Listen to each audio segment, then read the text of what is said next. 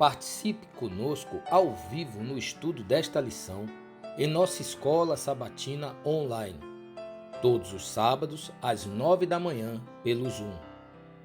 No final deste vídeo, veja como participar. Você é o nosso convidado. Olá, seja bem-vindo ao epílogo da lição de Escola Sabatina. Nesse primeiro semestre de 2024, tivemos um estudo maravilhoso sobre a Ordem de Melquisedeque, o subtítulo Restaurando as Joias da Verdade.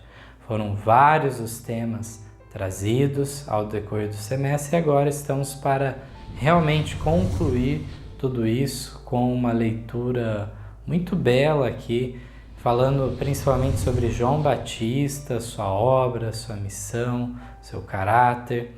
E recapitulando aqui alguns pontos que estudamos ao decorrer do semestre, nós vimos a questão da existência do sacerdócio patriarcal, depois do sacerdócio da linhagem levítica e, por fim, o sacerdócio sem genealogia, que é o de Melquisedeque, tem por base a obediência.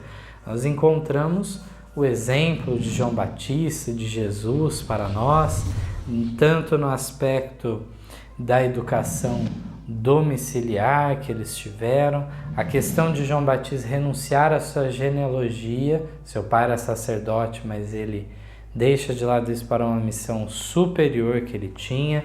A obra do remanescente envolve também a restauração do matrimônio, da alimentação, e assim vemos que a ordem superior, que não será superada por outra, é a de Melquisedeque realmente. E encontramos aqui o dever de reprovar o pecado, a parábola da vinha, falando do Israel antigo e do Israel moderno, essa questão de um povo peculiar, que tem bem demarcado seus princípios, e realmente a disciplina eclesiástica funciona. Há esse dever da parte da igreja. Então vimos sobre como alcançar a primitiva fé, vemos sobre a organização, o mal do individualismo, o reino de Cristo, sustento do ministério, mordomia fiel, uso inadequado dos dias, as ofertas voluntárias. Por fim, dois últimos tópicos foi restauração da ordem de Melquisedeque em nossos dias e a mensagem do selamento. Fechou realmente com chave de ouro os temas, trazendo realmente aí informações sobre ósculo santo, sobre o progresso da obra, trazendo aí a questão de que sempre está vindo nova luz para o seu povo, restaurando joias da verdade realmente que se perderam, ficaram debaixo do entulho do erro, e também se revela verdades novas, atuais para o povo de Deus e que devem estar à altura das mesmas. Agora no epílogo, nós temos para leitura o texto do Testemunhos para a Igreja, volume 8, as páginas 331 a 334, alguns trechos então dessas páginas. Também temos trechos desse material do Testemunho volume 8, página 331 a 334, na meditação de 77, Maranata, o Senhor vem, na página 114. Aqui diz assim: João Batista, em sua vida no deserto, foi ensinado por Deus. Ele estudou as revelações de Deus na natureza. Sobre a orientação do Espírito de Deus, estudou os escritos dos profetas. De dia e de noite, Cristo era o seu estudo, sua meditação, até que a mente e o coração ficassem cheios da gloriosa visão. Ele contemplava o Rei em sua beleza e o eu se perdia de vista. Ao contemplar a majestade da santidade, reconhecia-se incapaz e indigno. Essa era a mensagem de Deus que ele tinha de anunciar, e no poder de Deus e em sua justiça ele deveria confiar. Estava pronto a sair como mensageiro celestial, sem se impressionar com as pessoas, pois ele havia contemplado a divindade. Podia comparecer destemidamente perante monarcas terrestres, pois se havia curvado perante o Rei dos Reis. Maravilhoso que temos já nessa primeira parte, falando como ele estudou as revelações de Deus, estudou o livro da natureza também, e a orientação do Espírito Santo presente enquanto ele estava estudando, meditando, e assim ele foi capaz de compreender a santidade que Deus pede de nós, reconhecia-se incapaz e indigno, mas ele foi confiado uma missão impressionante e ele não temia as pessoas, ele temia era Deus, de fazer a sua vontade. Continuando, nessa época que antecede a segunda vinda de Cristo nas nuvens do céu, deve ser feita uma obra como a de João Batista. Deus chama homens com o objetivo de preparar um povo para o grande dia do Senhor. A mensagem procedendo do ministério público de Cristo era: arrependei-vos, publicanos e pecadores, arrependei-vos, fariseus e saduceus, arrependei-vos, porque é chegado o reino dos céus. Como um povo que acredita no breve aparecimento de Cristo, temos uma mensagem a dar: prepara-te para te encontrares com o teu Deus. Nossa mensagem precisa ser direta, como foi a mensagem de João. Ele censurava os reis por sua iniquidade. Embora sua vida estivesse em perigo, não hesitava em declarar a palavra de Deus. E nossa obra neste tempo precisa ser realizada com a mesma fidelidade. Para pregarmos tal mensagem como João fez, necessitamos ter uma experiência espiritual semelhante à dele. A mesma obra tem de ser realizada em nós. Precisamos contemplar a Deus e, ao contemplá-lo, perder de vista nosso eu. Então a missão é muito semelhante à de João Batista, preparando o povo para encontrar com o Senhor. Estamos abrindo caminho. Realmente, dessa maneira, vemos que nossa vida também chegará ao tempo em que acabará esse tempo de liberdade consciente, liberdade religiosa, e serão perseguidos fiéis. E não deverá vacilar dos nossos lábios a verdade, seja a dificuldade que estiver diante de nós. Continuando ainda, diz assim: João possuía por natureza os defeitos e fraquezas comuns à humanidade, mas o toque do amor divino o transformou. Quando, depois de haver Cristo iniciado seu ministério, os discípulos de João foram ter com ele com a queixa de que todos os homens estavam seguindo o novo mestre, João mostrou quão claramente compreendia sua relação para com o Messias e quão alegremente recebia aquele para o qual preparava o caminho.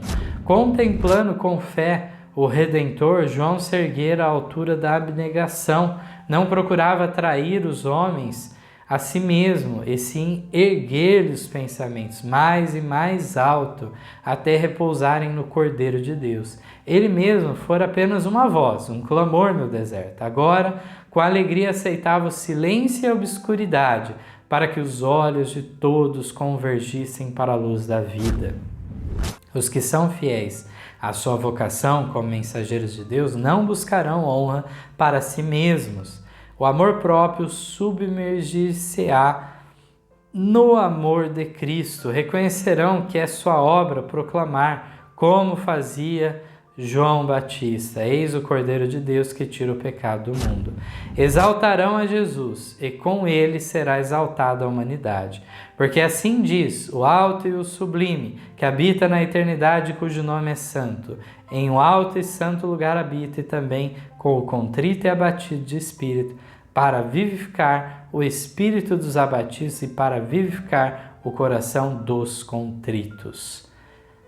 Aqui vemos que João Batista diz que por natureza ele tinha os defeitos e fraquezas comuns da humanidade, mas o toque do amor divino o transformou. Vemos esse exemplo impressionante de não ter um orgulho próprio, um receio agora de cair na obscuridade e agora Jesus fazer sucesso. Ele sabia que a missão dele toda era apontar para Cristo. E enquanto que os discípulos ficaram assustados com a situação, achando agora um problema de enfraquecendo o movimento de João Batista e agora Cristo fazendo maior sucesso, mas João sabia que esse era o propósito desde sempre. Os fiéis mensageiros de Deus diz que não buscarão honra para si mesmos. Isso é muito importante de entendermos, de combatermos orgulho, exaltação própria, porque se ficarmos nessa condição de presunção, de soberba, realmente não poderemos ser usados por Deus. Em finalização, diz assim: o espírito do profeta, esvaziado do eu, enchera-se da luz divina, em palavras que representavam quase uma contrapartida às palavras do próprio Cristo, testemunhou ele da glória do Salvador.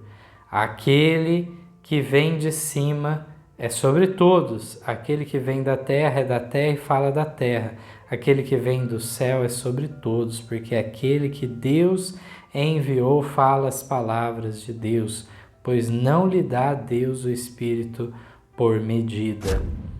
Dessa glória de Cristo devem participar todos os seus seguidores. Só podemos receber da luz do céu à medida que estamos dispostos a esvaziar-nos do próprio eu.